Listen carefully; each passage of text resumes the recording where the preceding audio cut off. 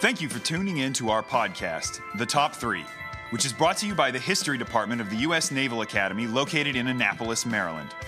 In this episode, and those to come, we will discuss and debate some of the key turning points, trends, and major figures in world history. We do so with the understanding that history is often a matter of controversy. Our goal is to explore the varied landscapes and seascapes of the past, in the hope of shedding some light on how the present world came to be. In the studio today are our three co-hosts, Lieutenant Mac Anderson, U.S. Navy, Lieutenant Commander Andy Cox, U.S. Navy Reserves, and Associate Professor Thomas Burgess. All of us are instructors and lifelong students of history. In this first episode of The Top 3, we'll discuss and consider the top 3 military disasters in modern Western history. To define things a bit, we're focusing on the West in the late Middle Ages to today. Each co-host will offer 2 contenders for the list. And then after everyone has had their say, we'll narrow the list down from 6 to 3. We may need to do a little bit of horse trading in the discussion. To start us off, Tom presents us with 2 entries, one quite familiar to history buffs, and the other deserving of the disaster moniker for other reasons.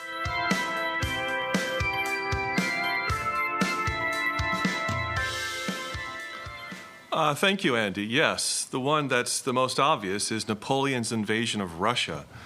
By 1812, Napoleon was arguably at the peak of his power. By defeating Austria, Prussia, and Russia, he had redrawn the map of Europe so that most of what is now Italy and Germany consisted of loyal client states. While the war in Spain was at a standstill, the French Empire possessed the resources and military assets to maintain its continent-wide hegemony for at least a generation. But then Napoleon got into a silly spat with the Russians over trade. Had he not imagined himself invincible, he wouldn't have ever invaded Russia. He wrongly assumed this campaign would be like so many others. He'd win a battle or two and then impose terms. He'd learned nothing from his Iberian adventure. The Spanish had risen up against the French and simply refused to surrender. Napoleon invaded with the largest and best army in European history, nearly 600,000 men. Yet the Russians practiced a scorched earth policy, which meant that even when the French managed to occupy Moscow, their fighting strength was reduced by over half. Then came the burning of Moscow and the bitterly cold French retreat, which saw their numbers reduced to about 1/5. Though Napoleon managed to raise a brand new army, he was now fighting all 4 of Europe's great powers. His failed invasion of Russia made his personal downfall and the collapse of the French Empire almost inevitable. Had Napoleon not invaded Russia, it is likely the French would have continued their domination of continental Europe and prevented the unification of both Germany and Italy later in the century. And without a united Germany, Europe would not have experienced 2 world wars. All right, guys, any thoughts or comments about that? Yeah, Thomas, I think this is a classic example of why nations should never invade Russia, right? Especially during the winter. I will say, if you look at David Bell's great book, The First Total War, he includes a pretty solid political justification for Napoleon's invasion of Russia, in that he was trying to prevent Russian expansion into Poland and other Eastern European countries. So the only critique I would have on this entry is that while I agree that this was a complete military disaster, I think some would argue that Napoleon did have valid political justifications for trying to knock back the Russian Empire. Yeah, there's not a whole lot I can add to that. I think it's pretty obvious that one belongs on the disaster list. Well, I agree with you. Thank you, Andy. Let's move on to my second entry, the Fourth Crusade. So the Crusades were meant to protect the Christian world from Muslim attacks and, if possible, reconquer lands lost to them in previous centuries. Some, like the First Crusade, were spectacularly successful. Others were pretty much a dud. But even when they were a dud, they didn't actually weaken Europeans' ability to defend themselves from further Muslim assaults. The major exception was the Fourth Crusade, which turned out to be a holy disaster. Through a rather unflattering series of events, the men of the Fourth Crusade decided that instead of attacking Muslim Egypt, they were going to attack Constantinople, the capital of the Christian Byzantine Empire, For over 500 years, this empire had single-handedly kept the Muslim armies out of Central Europe. Keeping them out were the walls of Constantinople, which had withstood siege after siege.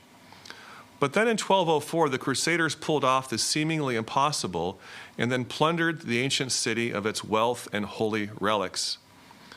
Though the Byzantines survived and would reconquer the city in 1261, their once mighty empire was permanently weakened and unable to withstand waves of Turkish assaults, which would lead to centuries of Ottoman Turkish control of southeastern Europe. Thus, if the Fourth Crusade was meant to defend and even extend the boundaries of the Christian world, it achieved exactly the opposite.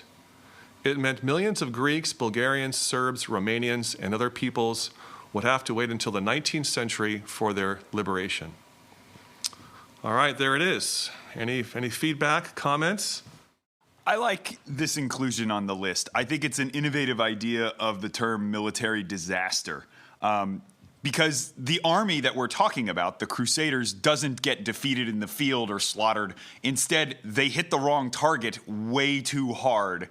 And it's not a disaster for the Fourth Crusaders themselves, but it's much more of a disaster for Western Christianity. It can't really be overstated how important the sacking of Constantinople was to the greater degradation of the Byzantine Empire. This was a landmark event.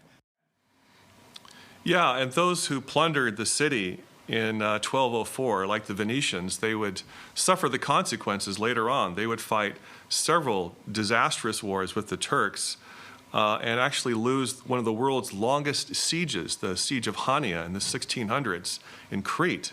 So the Venetians would lose blood and treasure, immense blood and treasure because of this disastrous mistake in 1204. So, I'm glad you brought up Hania, right? And thankfully that city's recovered. And I'll tell you, if you ever go, great place to get a beer out there and have a good night out. So at least one city has recovered from the disastrous impacts of the Fourth Crusade. I've been there as well. It's a beautiful city, now at least. Yes, no longer a ruin. Okay, after the interlude, after the pause, we will now hear from Andy Cox, who will give us 2 further entries to our list.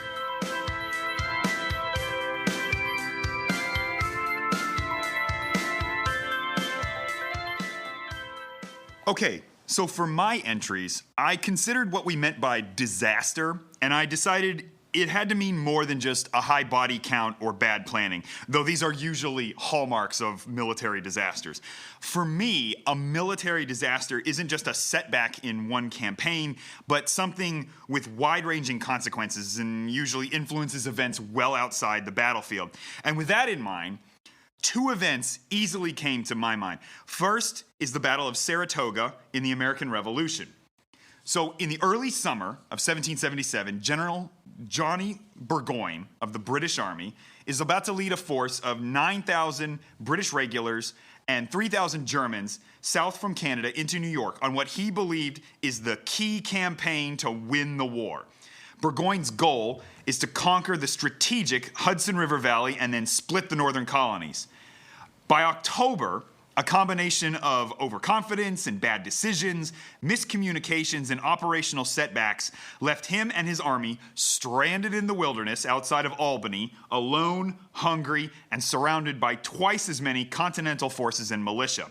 After failing to break out of a 21-day siege, Burgoyne was forced to carry out the first surrender of British troops in history, and to a colonial army, no less. Now, the significance of Saratoga lay in its political consequences, much more than the tactical and strategic realms. The news sent shockwaves through the British Army and government and halted British plans to conquer New York. And it also freed up the Continental troops up there for use elsewhere. Saratoga showed the Americans could defeat the British in the field, which inspired American troops after a year full of continental disasters. But Saratoga also encouraged France to make an alliance with the colonies and send desperately needed military aid and money. Without this French assistance, there would have been no Rochambeau nor Yorktown. It's not exaggerating to say that without Saratoga, King Louis XVI may never have been convinced to join in an alliance. French entry to the war also led to the British having to fight all over the world, distracting and siphoning off troops and warships that could have been used in America. Battles like Saratoga and the success of the American Revolution inspired colonial uprisings around the world, from Europe to Latin America afterward. Well, Andy, I'm baffled. I'm sitting here shaking my head. You're a naval officer, and you didn't mention the Battle of Valcour Island, which allowed this setup for Saratoga and the victorious colonial forces. But I guess I shouldn't expect that from a naval aviator and not a SWO. So that's all I've got to say for Saratoga. Well, I did consider Valcour Island, and it's true that that had an impact on the British, at least. Valcour Island happened, as you know, on the lake the year before, and the upshot of it was that it delayed the British advance into New York for a year, and they changed commanders from Carleton to Burgoyne. But I still feel that the campaign of Saratoga itself was separate enough. You certainly can't leave Valcour Island out of it, but I felt like Burgoyne himself was such a distinct, disastrous planner and executor of this. He kind of deserved most of the spotlight. Yeah, Andy, I think you rallied very well from that vicious attack. And so I'm not going to come down too hard on you here. I'm just going to say that you're very right in pointing out how much the Battle of Saratoga widened this war, and the British were now having to fend off the French in the Caribbean.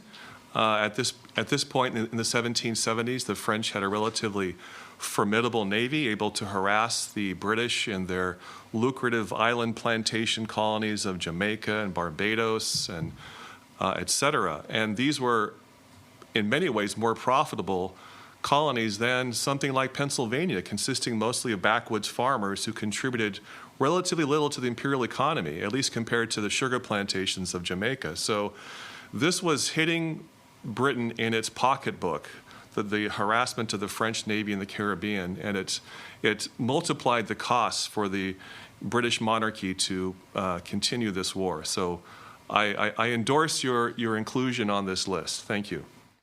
Well, okay, that brings me then to my second entry, which is the Gallipoli campaign of World War I.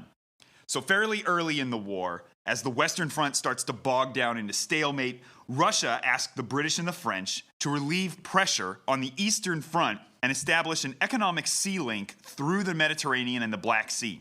The Allied answer, which was led by high British government figures like Winston Churchill, was the Gallipoli campaign. This was a joint Army-Navy venture, including troops and warships from both nations and around the British Empire, particularly Australia, New Zealand, and India, aimed to take control of the Dardanelles and Bosporus Straits and threaten Istanbul, potentially knocking the Ottomans out of the war entirely. What was supposed to be a quick, easy naval assault and amphibious invasion in April of 1915 turned into trench warfare on beachheads against determined Turkish resistance. The Allies withdrew in January 16 after both sides suffered hundreds of thousands of casualties and a comprehensive failure. The true extent of Gallipoli's failure had massive implications, though. It was a display of Allied ineptitude, and it cemented this theme of World War I in Western minds. It led to the fall of the Asquith cabinet in Britain and Churchill's own resignation. He ended up leaving government and led a battalion of infantry in France after this. The failure to open the sea link to Russia meant that there was no relief for the Tsar's army or for the Russian economy, which continued to decline until the Bolshevik Revolution in 1917. The shared hardships bound the Australian and New Zealander troops and public together, and some historians mark this as an important experience in the transformation of Australian and New Zealander identities toward eventual independence. And finally, Gallipoli reinforced a lot of negative views Western militaries held about amphibious operations in general, and it would take years of U.S. Marine Corps studies and tests on that campaign to rectify problems in time for World War II's Pacific Theater. Yeah, Andy, I think this is probably one of the best entries we've got, because you can't underestimate that cultural aspect. You talked about the identity, shaping of the identity of the New Zealanders, the Australians. There's a whole song dedicated to the disasters of the Gallipoli campaign. The band played Marching Matilda. Talks about the hardships that these men faced on the beaches, not only fighting, but when they got home as well. Legs gone, arms gone, mental health gone. So certainly the cultural identity impact of this campaign can't be underestimated. Yeah, and speaking of the cultural impact, one of the greatest war films ever made was Gallipoli by the Australian director Peter Weir.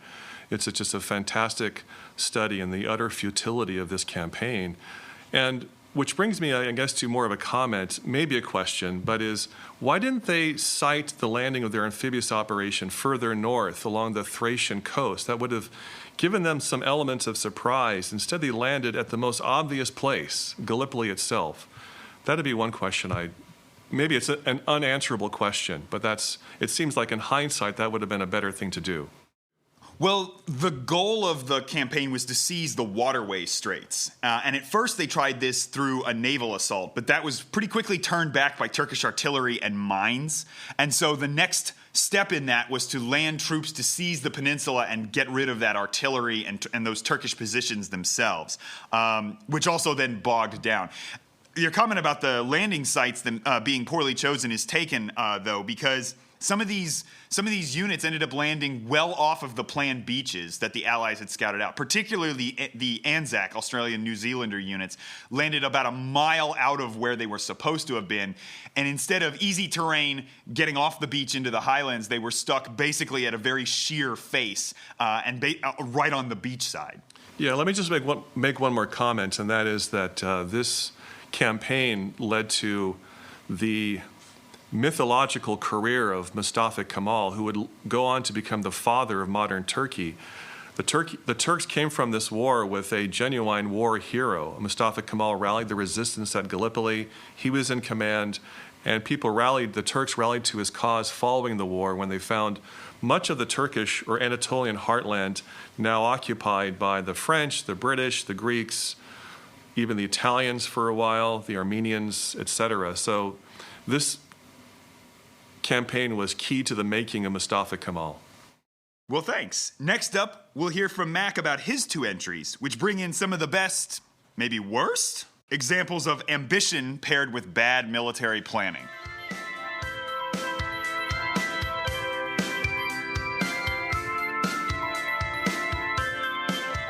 Welcome back, folks. So, as some of you may know who are listening, I'm a surface warfare officer, and for my non-Navy folks, that means I like ships, right? I like big ships, I like big boats, I like things that sail on the water.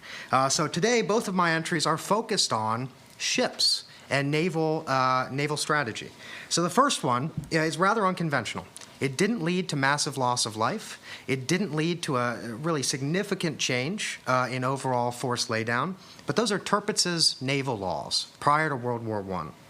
So as we all know, World War I was simply caused by the assassination of Archduke Franz Ferdinand, right? Well, not quite, not according to some scholars. In an alternative reading of history leading up to World War I, it was really the unbridled naval race between Germany and Britain that was a key factor in why and how World War I began. The key to understanding this interpretation of history is delineating Germany's primary and secondary strategies for finding its place in the sun. Beginning in 1897, Kaiser Wilhelm II and Secretary of State for the Navy, Grand Admiral Tirpitz, introduced a number of laws to the Reichstag with the express purpose of building a German fleet capable of taking on the power of the British Royal Navy. Wilhelm II and Tirpitz were both proponents of American naval theorist Alfred Thayer Mahan, and they heavily bought into his theories about sea control and naval power. This set into motion events which would culminate in the construction of the HMS Dreadnought and a formal naval arms race between Germany and Britain. As the arms race accelerated, Germany passed 3 additional naval armaments laws in 1900, 1906, 1908, and 1912, each of which attempted to surpass British naval power. It could be said that Germany's first best strategy in the late 19th and early 20th centuries was overseas colonial expansion. Wilhelm II and Tirpitz both drew inspiration from Mahan regarding the importance of overseas colonies to national power. With an arms race set in motion, however, Britain quickly utilized her mature shipbuilding industry and capitalized on the maritime culture of her people to continuously outpace Germany, a historically continental power. In the end, the national treasure poured into Germany's naval expansion simply went to waste following the Battle of Jutland, and Germany's great battleships were left to rust in Wilhelmshaven for the rest of the war. It is conceivable that without Germany's aggressive naval expansion in the late 19th and early 20th centuries, that Britain could have been convinced to stay out of the Triple Entente, and that Germany could have funneled additional money into its historically more robust ground forces. Had Germany abandoned its plan for a grand high seas fleet, World War I could have taken a radically different path. I like this entry to the list, Mac.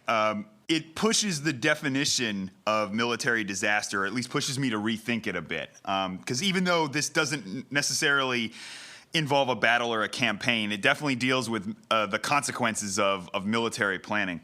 I guess the disaster part for me is the fact that Jutland is this really inconclusive battle, the only real naval battle of World War I. And the disaster for the Germans is that they never use that fleet again, and they just kind of rust until they're scuttled after the war.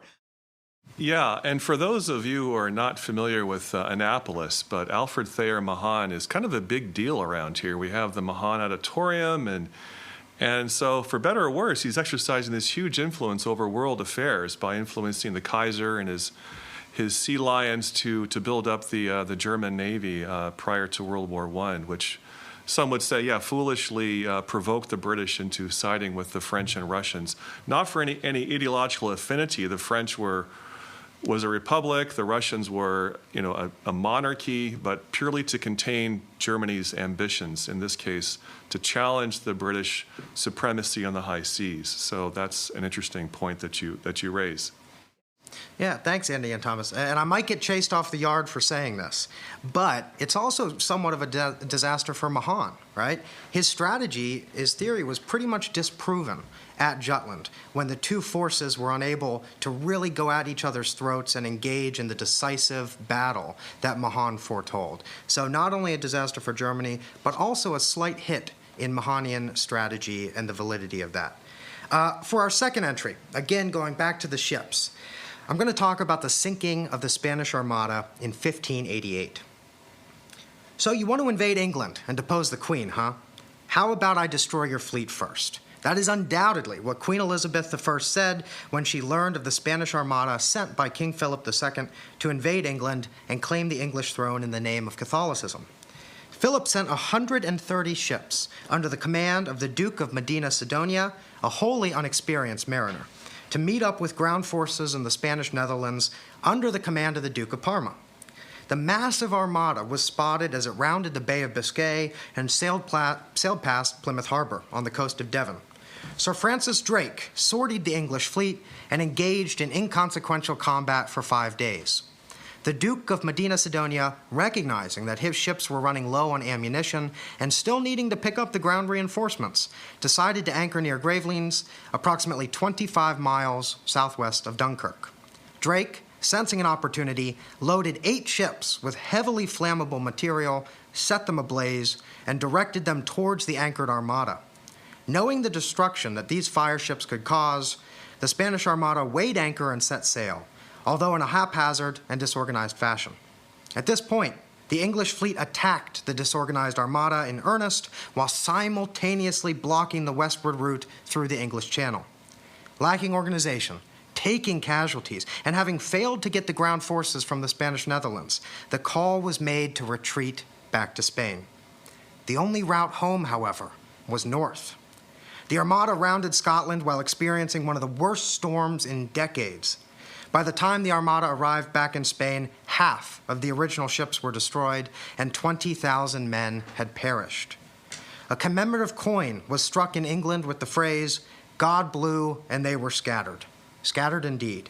Following this failed expedition, Spain lacked the resources required to prevent English intervention in the Spanish Netherlands and to stop English privateers on the high seas. All right, what do you guys think? I think this one's also very deserving of the title of a military disaster. Nothing says disaster like putting a snappy quip on a coin after such an event. And I also think the inclusion of pirates in any story makes it more interesting, and Francis Drake is one of the most interesting figures around this time period. I guess I have a question, which is, was this just another sea battle for the Spanish, a botched invasion, or was this an existential crisis for the Spanish monarchy? certainly some could consider this an existential crisis. It didn't result in the downfall of the monarchy, but Spanish naval power never recovered after their destruction, either off of Dunkirk, off of Scotland, or as British ships continued to chase them down, right? Somewhat of each, I think, both a naval crisis and, to a degree, it severely crippled the power of the Spanish monarchy. All right, thanks, guys, for your input. So we're going to take a quick break, and when we come back, we'll be trying to decide which of these 6 events that we've discussed are going to make it into our top 3 list, and I'm pretty confident that both of mine will be up there. See you soon, guys.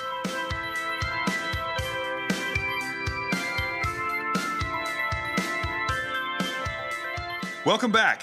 And now we enter the next phase, where our list entries square off for who is the most infamous. We have 6, we need 3, and you're welcome to critique each other's choices or explanations of the events. While we've all got differing opinions, we should end up with a consensus. So, gents, who's the first to get cut, or who's definitely in? Okay, I guess I'll kick this off by saying that I'm willing to sacrifice one of my 2 entries, the Fourth Crusade. I'll put that on my B list, but I'm really confident and proud of my other entry, Napoleon's invasion of Russia. So that's throwing the gauntlet down on you guys there. I'll just say, Thomas, much like Patton, I've learned to never give any ground. So, weak move right off the bat, giving up 1. I think the dichotomy between Napoleon's disaster in Russia and the Fourth Crusade actually plays into that. I find the Fourth Crusade to be the weaker of the 2 on that of those 2 as well. Can you guys sacrifice one of yours, or? I gotta say, Mac, I like the idea and what the Tirpitz laws push me to rethink about military disasters, but it's harder to put a pin in that one because there are so many other moving parts, and it's much more conceptual than a straight campaign or battle or series of decisions. I like the Spanish Armada. I have trouble with the Tirpitz laws. Trouble with a conceptual entry on this list. Oh, boy. Joking aside, I agree that when we look at the numbers, when we look at kind of the overall impact on the country in question, that the Tirpitz's naval laws, while fascinating to me, my favorite historical subject, are likely the weaker entry on that list. It just raises the question, would the war have happened anyway? Was the war inevitable between Germany and other powers in Europe, even without the Tirpitz laws? Yeah, give me a time machine. I'll go back and change some things around, and we'll run some experiments to see whether it was inevitable. I like what it adds to the conversation about was World War I inevitable and what caused it, though. That's definitely something I hadn't considered as much before. Yeah, and an important question that should be brought up more than it is. Maybe a new episode on that, yes. That is a great idea, Thomas. I think I would definitely vote that Napoleon's campaign to Russia should absolutely be on the list, if not number 1, number 2, personally. You can't have a list of mistakes without talking about somebody invading Russia. That's a classic move for historians. So I agree. Whether it's Hitler, whether it's Napoleon, somebody's going to invade Russia, and it's going to end up as a bad time. So I agree with Napoleon's inclusion. Do either of my entries spark any immediate positive or negative reactions? Besides my very negative reaction to your failure to include a discussion of Valcour Island, I think both are valid. I am drawn more towards Gallipoli, right? Mostly for the cultural impact, the ways in which Gallipoli was talked about, not only in the immediate after-war period, but it helped shape U.S. Marine Corps strategy going into these massively important island-hopping campaigns in the Pacific, and, like you mentioned, shaping identity of New Zealand and Australia. Yeah, well, it's also possible that had the Gallipoli campaign succeeded, there would have been a supply route made between Russia and her allies, and Russia could have survived this war intact and not succumbed to revolution, and the whole outcome of the war might have been changed. But it's one of those counterfactual questions we'll never really have the answer for, but it does cause some speculation there. Let me ask you guys this. In terms of consequences and effects, which of the 3 has the biggest between the Spanish Armada, Gallipoli, or Saratoga, do you think? I think Saratoga has maybe a rightful claim on our top 3 list just because the consequences are so vast. Until this time, this was arguably a failing rebellion on the part of the 13 colonies, but Saratoga changed everything. As we said before, the French came in on our side on that conflict. It widened the war. It imposed insurmountably high costs on the British Empire to continue fighting eventually.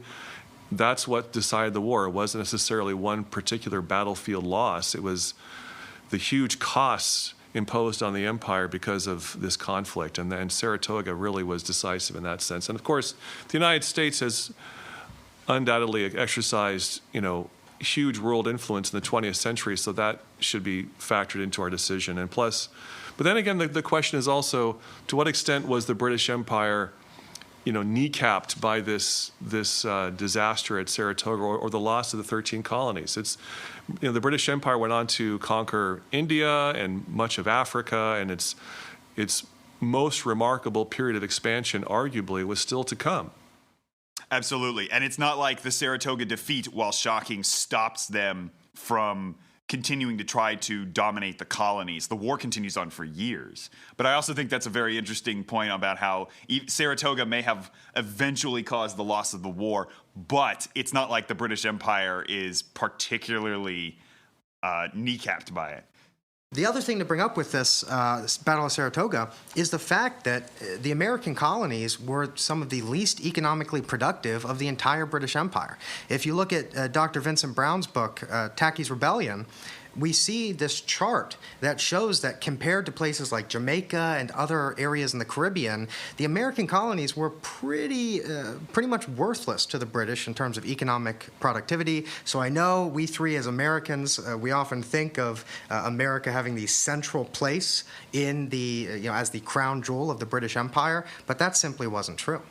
Okay, well then if Napoleon is definitely on the list and Saratoga is definitely on the list, who's going to get the coveted third spot? We still have Gallipoli, we still have the Spanish Armada, and we still have... I'll cut Tirpitz. So Spanish Armada and Gallipoli. And it looks like Andy and I both have a horse in this race, so let's turn to our third party, Thomas. What are your thoughts between these two?